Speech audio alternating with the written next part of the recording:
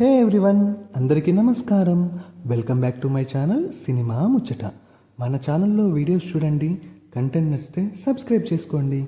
Last వీడియోస్లో from అనే Hollywood web series season 1 and 2లో ఏం జరిగిందనేది చూసాం. ఇక ఇవాల్టి వీడియోలో సీజన్ 3లో ఏం జరిగిందో చూద్దాం. ఇక సీజన్ 2 ఎక్కడైతే ముగిసిందో సీజన్ 3 ఎగ్జాక్ట్గా అక్కడి నుండే మొదలవుతుంది. సీజన్ 3 మొదలవ్వగానే పట్టణంలో వాతావరణం చల్లబడి మంచు పడటం మొదలవుతుంది. పంటలన్నీ కుళ్ళిపోతాయి. మరోవైపు తబితా ఎక్కడికి వెళ్ళిందో వెతకడానికి జిమ్ మరియు కెన్నీ అడవిలోకి వెళ్తారు. ఆహారం లేక ఇబ్బంది పడుతున్న మనుషుల్ని రాక్షసులు ఆకలితో చంపడానికి కొత్త ప్లాన్ వేస్తారు. రాత్రి వేళ పశువుల పాకలో ఉన్న ఆవులని బయటకు వదిలేస్తారు.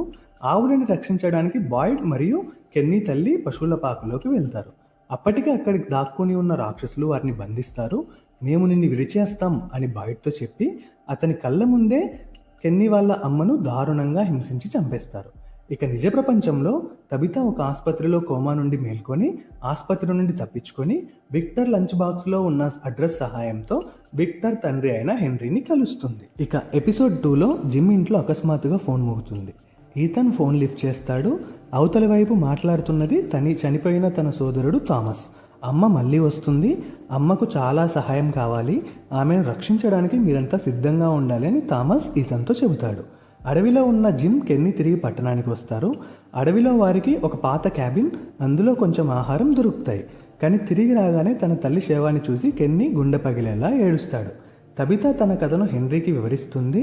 తన భార్య మిరాండా గీసిన బొమ్మలు తబితా చెబుతున్న విషయాలు ఒకేలా ఉండటంతో తన భార్య చెప్పినవి భ్రమలు కావని హెన్రీకి అర్థమవుతుంది. ఎపిసోడ్ 3లో అడవిలో క్యాబిన్ నుండి ఆహారం తేవడానికి కెన్నీ ఒక టీంతో వెళ్తాడు. అక్కడ అకస్మాత్తుగా క్రిస్టి కాలు ఒక భయంకరమైన ఎలుగుబంటి ట్రాప్లో పడుతుంది. రాత్రి కాకముందే ఆమెను విడిపించి సురక్షితంగా తీసుకురావడానికి వాళ్ళు ప్రయత్నం చేస్తారు. గర్భవతి అయిన ఫాతిమాకు మామూలు ఆహారం తింటే వాంతులు అవుతాయి. ఆమెకు తెలియకుండానే కుళ్ళిన కూరగాయలు తినడం మొదలు పెడుతుంది. హెన్రీ మరియు తబితా కలిసి ఆ బాటిల్ ట్రీ ఉన్న పార్కుకి కారులో బయలుదేరుతారు. కానీ దారిలో వాళ్ళకి ఒక భయంకరమైన కారు ప్రమాదం జరుగుతుంది.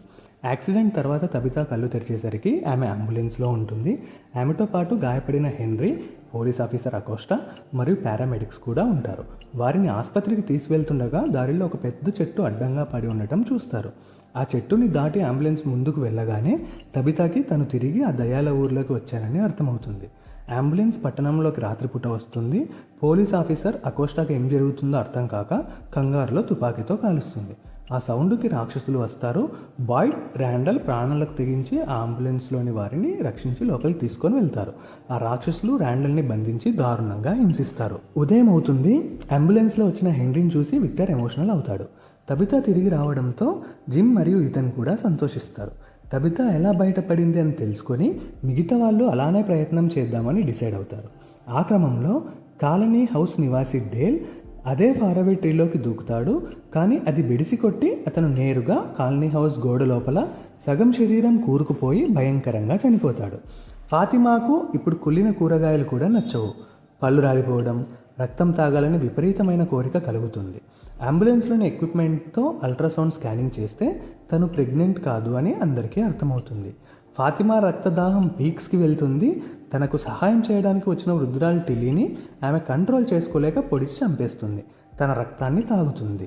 పాతకాలపు శిథిలాల దగ్గరికి వెళ్ళిన జూలీకి విజన్స్ వస్తాయి. సీజన్ 2లో బాయిడ్ బావిలో ఇరుక్కున్నప్పుడు పైనుండి తాడు వేసి అతన్ని కాపాడింది మరెవరో కాదు, ఆ విజన్ ద్వారా గతం ఆర్ భవిష్యత్తులోకి వెళ్ళే జూలియే. ఆ సమయంలోనే జూలీకి తను స్టోరీ వాకర్ అని అర్థమవుతుంది. స్టోరీ వాకర్ అంటే గతం ఆర్ భవిష్యత్తులోకి వెళ్ళి ఏం జరిగిందో చూడగలరు కానీ దాన్ని మార్చలేరు. ఈ విషయం ఈతన్ జూలీతో చెప్పిన విషయాన్ని గుర్తు తెచ్చుకుంటుంది. ఎల్జిన్కు కలలో కనిపించే ఆ కిమోనో దయ్యం అతన్ని పూర్తిగా బ్రెయిన్ వాష్ చేస్తుంది. ఫాతిమాను ఒక బేస్మెంట్లో బంధిస్తే అందరూ ఇంటికి వెళ్ళవచ్చని ఎల్జిన్ నమ్ముతాడు. ఆ దయ్యం మాట విని ఎల్జిన్ ఫాతిమాను కిడ్నాప్ చేసి బేస్మెంట్లో బంధిస్తాడు. ఫాతిమాకి తన రక్తం తాపించి ఆ బేబీ త్వరగా పెరిగేలాగా హెల్ప్ చేస్తాడు. ఫాతిమా ఎక్కడ ఉందో అని అందరూ వెతుకుతారు. ఆ టైంలో ఎల్జిన్ మీద డౌట్ వస్తుంది. ఎల్జిన్ని హింసించి అయినా నిజం తెలుసుకోవాలి అని అనుకుంటారు. ఆ క్రమంలో సారా ఎల్జిన్ కన్ను పొడి చేసి బేస్మెంట్లో దాచిపెట్టినట్టు నిజం బయటకు తెప్పిస్తుంది. బాయిడ్, కెన్నీ ఇంకా ఎలిస్ బేస్మెంట్ దగ్గరకు వెళ్తారు. ఆ టైంలో కిమినో దయ్యం ఫాతిమాకి డెలివరీ చేస్తుంది. కానీ పుట్టిన బిడ్డ మనిషి కాదు, బాయిడ్ చేతిలో చనిపోయిన స్మైలీ రాక్షసుడు. బాయిడ్ చూస్తూ ఉండగానే ఆ రాక్షసుడు క్షణాల్లో పెరిగి పెద్దవాడు అవుతాడు. రాక్షసులకు చావు లేదని, వాళ్ళు ఇలా మనుషుల ద్వారా తిరిగి మళ్ళీ పుడతారనే ఒక భయంకరమైన నిజం రివీల్ అవుతుంది. మరోపక్క తబితా మరియు జేడ్ కలిసి లైట్ హౌస్ మరియు సొరంగాల వెనుక ఉన్న అసలు రహస్యాన్ని ఛేదిస్తారు. ఆ పిల్లలు జపించే అంకు అంటే ఏమిటో, ఈ పట్టణానికి వాళ్ళకున్న లింక్ ఏంటో స్పష్టమవుతుంది. అంకు అంటే రిమెంబర్, గుర్తు తెచ్చుకో అని. తబితా ఇంకా జేడ్లు మిరాండా అండ్ క్రిస్టోఫర్ల మరు జన్మ అని గుర్తు చేసుకుంటారు. ఆ పిల్లలను కాపాడడానికి వాళ్ళు తిరిగి ప్రయత్నిస్తూ ఓడిపోతున్నారు అని తెలుసుకుంటారు. జిమ్కు అడవిలో ఈ పట్టణాన్ని కంట్రోల్ చేసే ఒక వింత శక్తి అయిన మ్యాన్ ఇన్ ఎల్లో ఎదురవుతాడు. అతని జిమ్తో knowledge comes at a cost అని అంటాడు.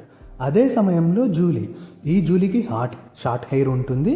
తను భవిష్యత్తు నుండి వచ్చి తన తండ్రిని కాపాడడానికి ప్రయత్నిస్తుంది. కానీ అంతలో ఆ మ్యాన్ ఇన్ ఎల్లో ఈసారి ఏ టైం నుండి వచ్చావు అని జూలీతో మాట్లాడుతూ జిమ్పై తీవ్రంగా దాడి చేయడంతో సీజన్ 3 ఎపిక్ క్లిఫ్ హ్యాంగర్తో ముగుస్తుంది. ఇది సినిమా ముచ్చట. నో సోది, ఓన్లీ అసలైన ముచ్చట.